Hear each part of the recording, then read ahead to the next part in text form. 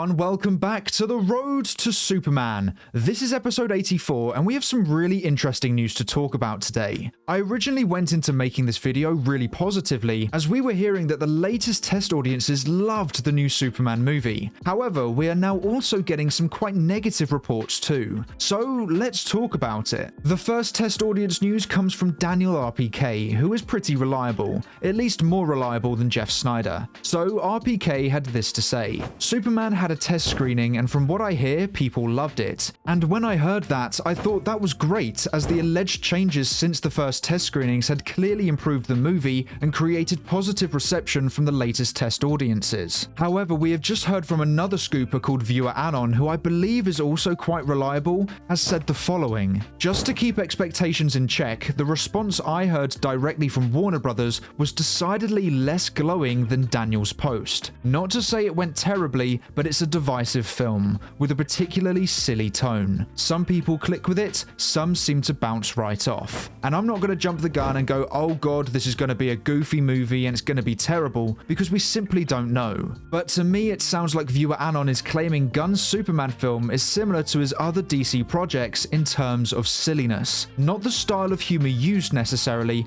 but mainly the silliness aspect of those projects. And in all fairness to Gunn, his DC projects have a lot of heart in them. All of his superhero projects do, but my issue with his DC work specifically is that they were too silly too often, which took me out of the story and made it really difficult for me to enjoy them. But I also really hated the style of humor used, so maybe that was the main issue for me and not necessarily the silliness. But this is a concern of mine, I won't lie. I really love his Guardians work where he was under the supervision of Kevin Feige, but I really didn't like his DC work where he had full creative freedom. I feel when Gunn has complete control, he goes over the top and not in the style I really enjoy. And being head of DC Studios means that he is in pure control and can do anything he wants. So maybe that is what ViewerAnon is referring to. Maybe half the audience, like myself, can't really click with Gunn's over-the-top silliness that I have seen from his previous DC work, but the other half really love the silliness he brings, which many do with his previous DC work. The difficulty is, which side is the majority? ViewerAnon claims it's a split, but we don't even know if this is the truth. So like I said, I'm not going to jump the gun here and start thinking the film is going to be really silly. I do, however, find it interesting that a reliable scooper is saying the film is silly and audiences are split with how they feel.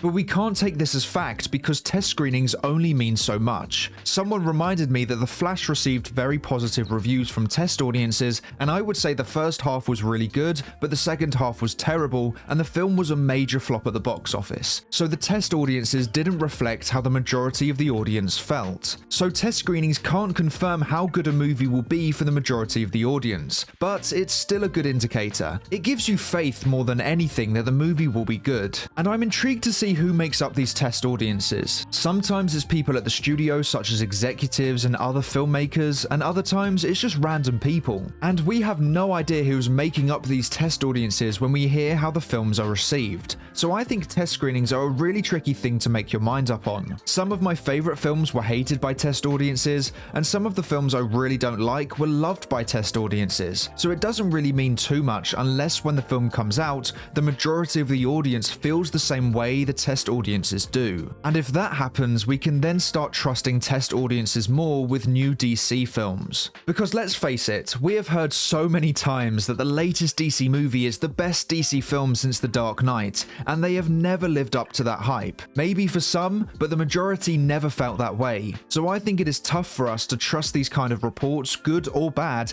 because with basically every single DC movie from the past 8 years or so, the reports haven't matched how the majority of the audience has felt. So I'm really hoping we will enjoy the Superman movie as much as the latest test audiences did. This is easily my most anticipated movie of the year, and I think the biggest DC movie ever. And it sounds like they are doing lots of test screenings to ensure they have the best movie they can possibly make. Now, what does show good faith in the movie is this 5-minute preview that is apparently happening. Like I mentioned in the previous episode, a cinema in Thailand has promoted the Minecraft movie by revealing that audiences will get a 5-minute preview of the Superman film. And I think if you didn't have that faith in your movie, then you wouldn't reveal that kind of footage so early on. Releasing a 1 or 2 minute long clip a week or so before the film releases or whilst the film is already released will show that you are desperate to get more people in the cinema. But I think 3 or 4 months before the film comes out just shows that you are very confident in your movie. If you had bad footage, then you would only be encouraging people to not watch that film. So I think you would only reveal that much footage this early on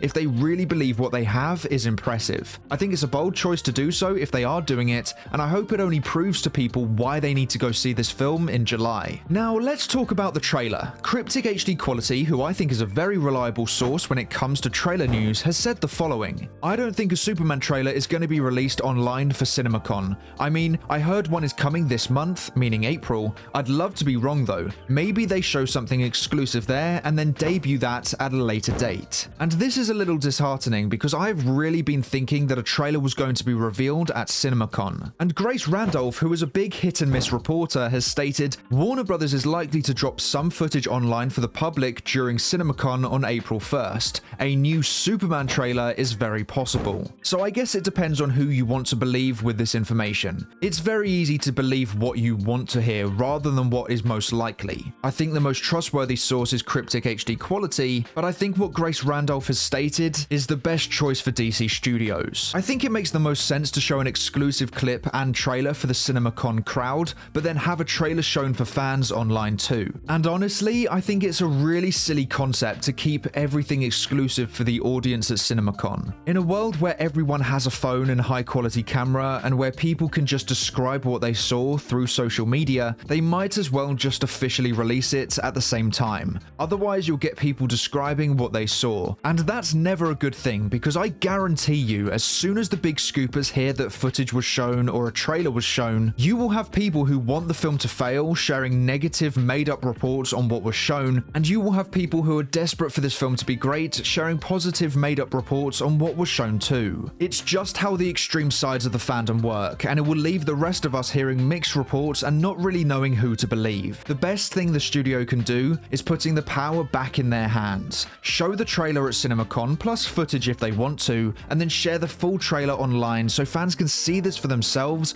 rather than relying on multiple fake reports. It puts the control and power back in the studio's hands, and with Superman being released in July, they need to start ramping up promotion soon anyway, so they might as well just let people see it online as well. Maybe it's just the fan in me that is desperate to see more Superman footage, but I just know how DC has been for the past few years and how the fandom is. We have only had one teaser, and we are already hearing so many pieces of fake news from both sides, so I think it's time for the studio to step up and either silence those critics or confirm what those critics claim. And I think the longer they wait, the louder the negative reports become, and the more valid their claims become as well. So I think they need to show us a trailer soon, and there is Superman Day on April 18th, so that is quite a significant day for the character, and it does fit in with Cryptic HD Quality's report of a trailer being released in April. The fan side of me says just release it as soon as possible, but maybe connecting the trailer to a significant day for Superman makes more sense. Because if you release the trailer at CinemaCon, what do you really have to reveal on Superman Day, as people will be expecting something on that special day as well? Unless maybe it's the 5 minutes of footage that Thailand theaters will have.